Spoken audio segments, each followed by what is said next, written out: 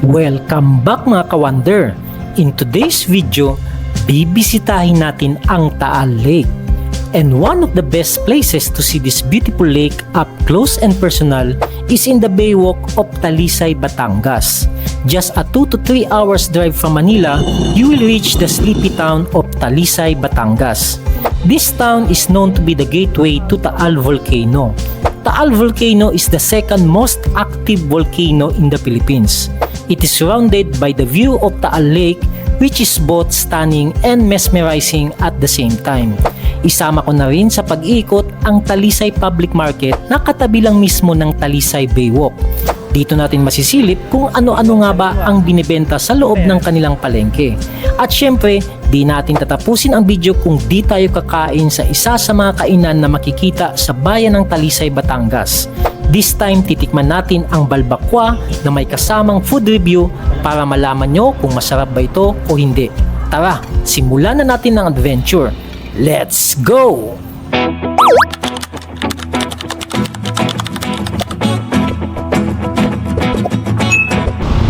From Tagaytay City, the best way to go to Talisay, Batangas is through Ligaya Drive. Welcome to Talisay, gateway to Taal Volcano. For it has the most scenic view of the Taal Lake and the Taal Volcano along the way. Just be careful though because some parts of the road has a sharp curve and some parts are steep on the way down. Kaya ingat lang talaga mga ka-wonder.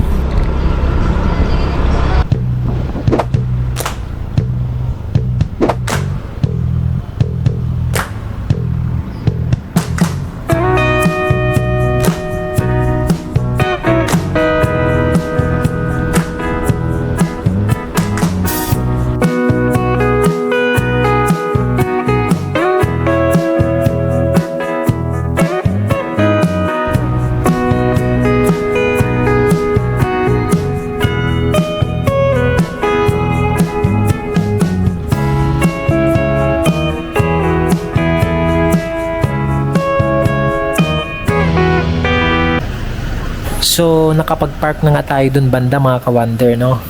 Unahin natin ikutan sa loob itong public market ng Talisay. Mataas tong building kung saan nakapaloob ang palengke nila. Usually kasi, lahat halos ng palengke na nakikita natin is hanggang first floor or ground floor lamang. Samantalang itong public market nila ay parang may second floor pa yata. Alamin natin kung bakit. Tara at pasukin na natin.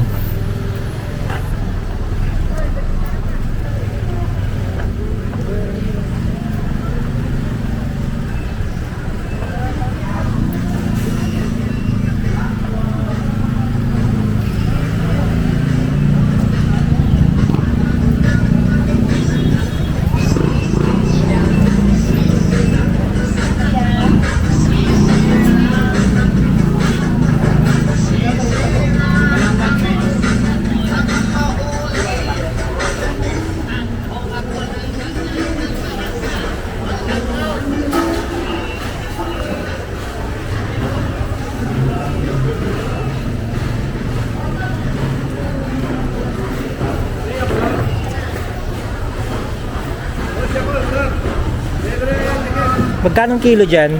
120. 120. Tuklapin ba yan? 20 ang kilo.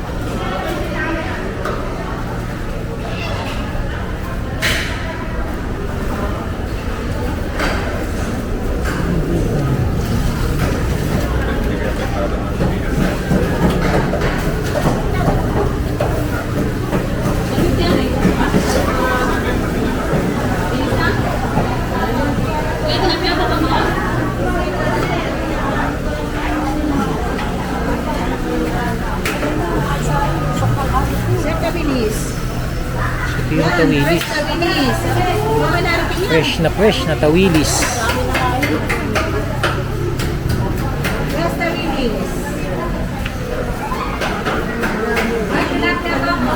Tilapia, fresh tilapia. Light tilapia. Ito yung tilapia talaga ng Taal. Legit.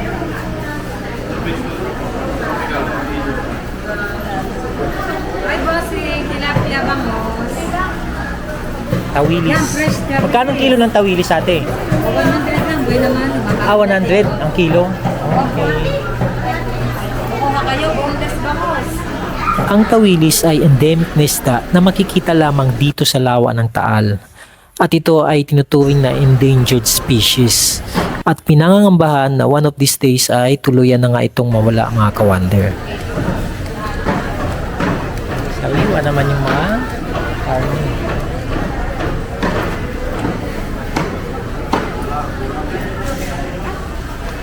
Sariwang sariwa ang karne ng baboy.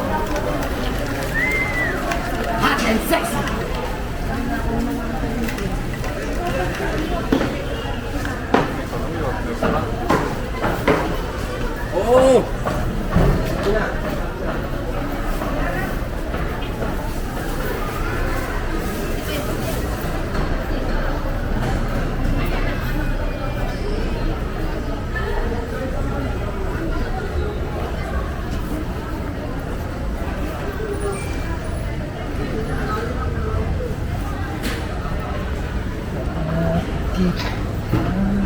Mga damit,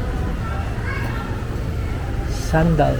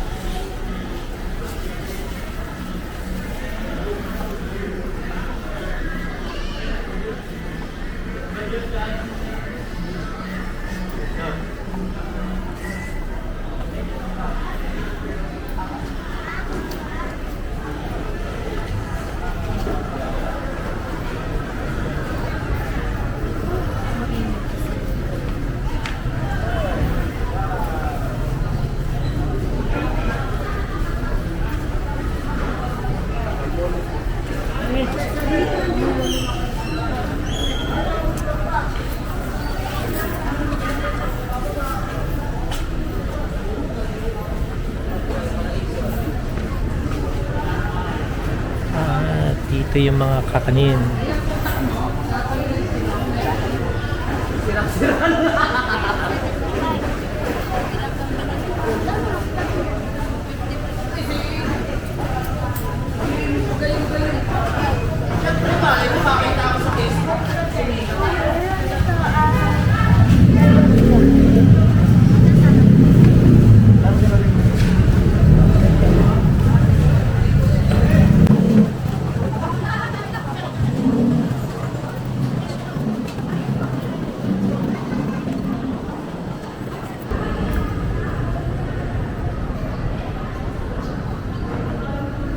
Wala namang masyadong mga stores na dito sa second floor.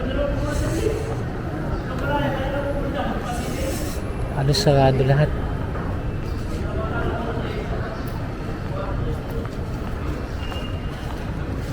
May bilyaran pala dito sa second floor.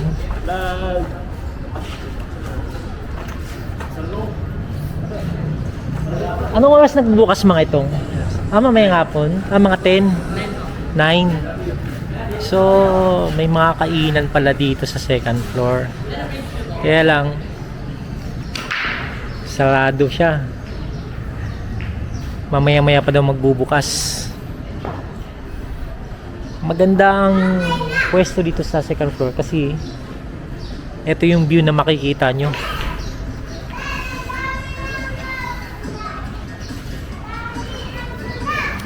Ang view ng Taal Lake.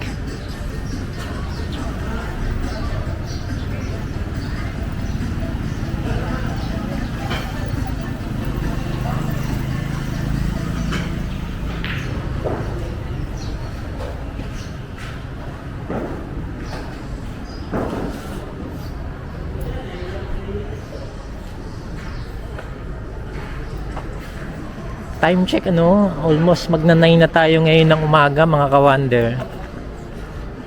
At halos sarado pa yung mga pwesto dito ng kainan.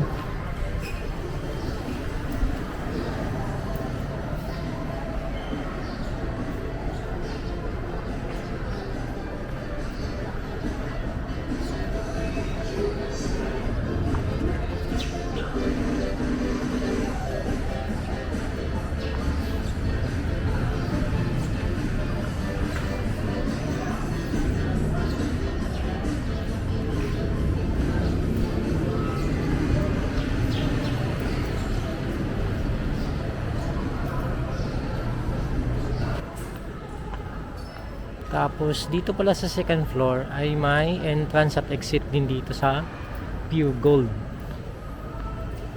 So nandito yung grocery store ng Pure Gold. So now we know the reason why kung bakit may second floor yung building ng palengke nila. Malamang sa malamang ay nakipag-partner yung Pure Gold sa local government ng Talisay.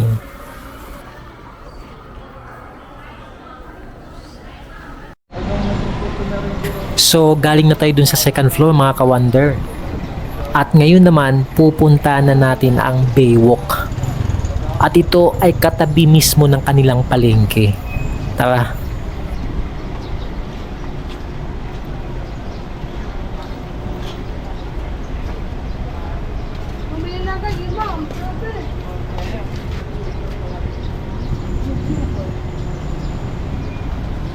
So, dito naman sa baba, parang may maliit na mga pwesto dito na kainan din, pero bukas na sila bago mag-9, bukas na yung mga pwesto dito.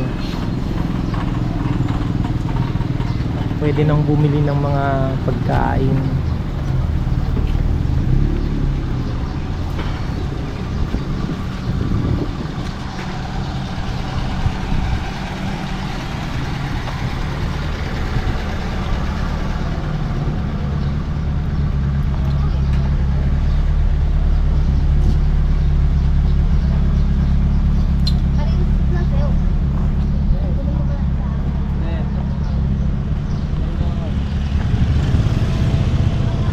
Mga ka-wonder, no, napakaganda ng pwesto ng public market dito sa Talisay.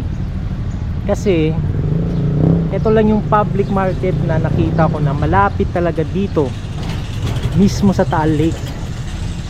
At napakaganda ng view dito ng Taal Volcano. Hello! Kuya! Nakapulungin ka ng tatay. Hello.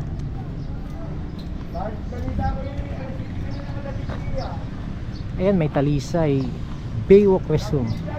Alam ko nakalak ang mga ito eh. Try natin buksan kung nagagamit ito. It's lock. Anong purpose nito? Design? Sayang naman kung hindi magagamit. O baka may oras lang talaga sila na pwedeng buksan.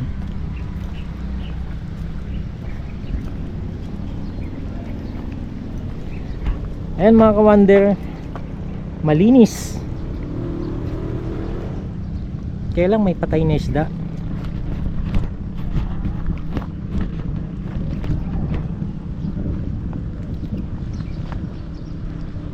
Tilapia yan eh, patay.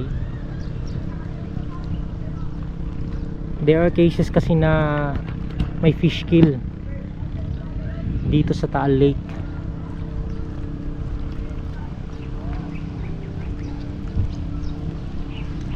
May mga isda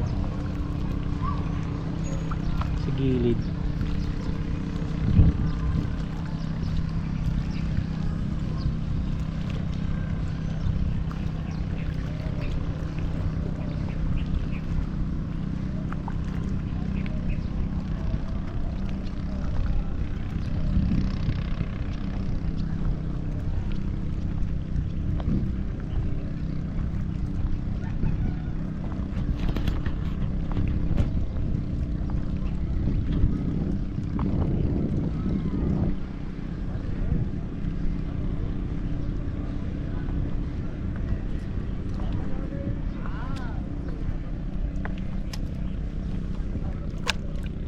I hope nakikita nyo to mga kawander ha. May mga isda oh.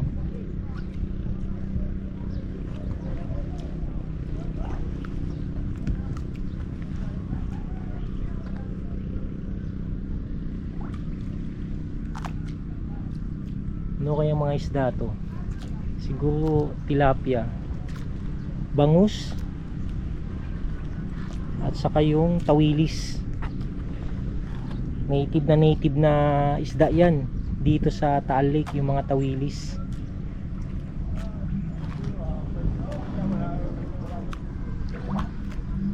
Napakatahimik ng Taal Volcano ngayon.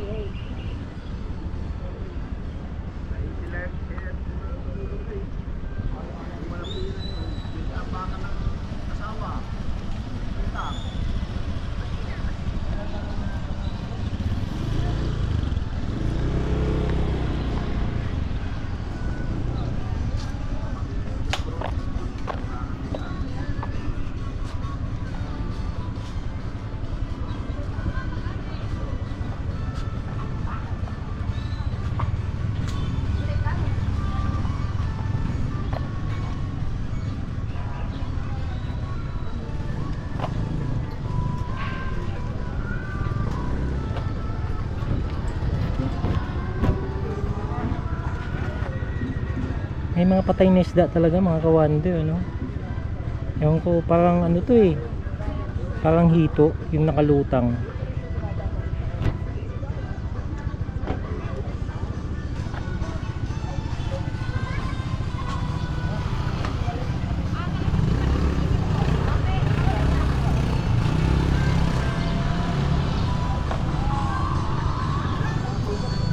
Napakaganda mag-relax dito mga kawander.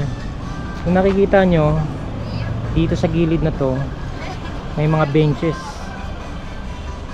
long bench to, no? Pwedeng umupo, mag-relax at tingnan ang napakagandang view ng Taal Lake.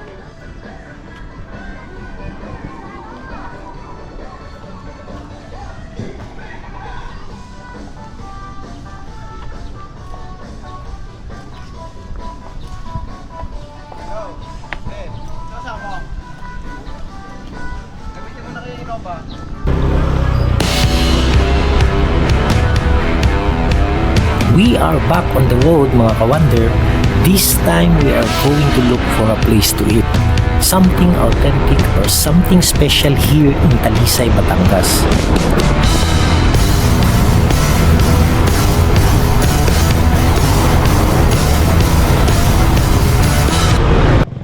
And finally, we are here at this roadside restaurant called Ka-At Home Kusina. This eatery is located along the Talisay-Tanawan Road. They are also selling here lutong bahay or home-cooked food. At ang napili natin kainin ngayon ay ang balbakwa. Balbakwa is a Filipino beef stew made from beef, collagen-rich beef parts, and various spices cooked for several hours until very tender. Tapos, isalin dito sa sabaw natin.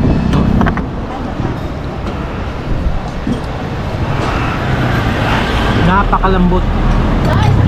Ngayon mga kawander, no, kung titikman natin itong balat ng baka,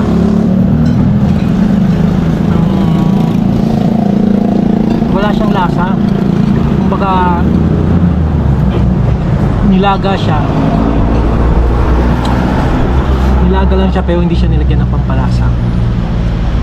ang may lasa lang dito ay yung sabaw nila. So, yung verdict natin mga ka-wonder, if I were to score this food, this balbakwa food from 1 to 10, 10 is the highest, 6.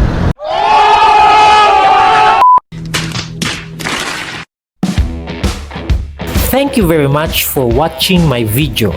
If you're new to my channel and you love this type of content, please like, share, and subscribe. You can also follow Wonder Nonoy on Facebook. See you on our next adventure!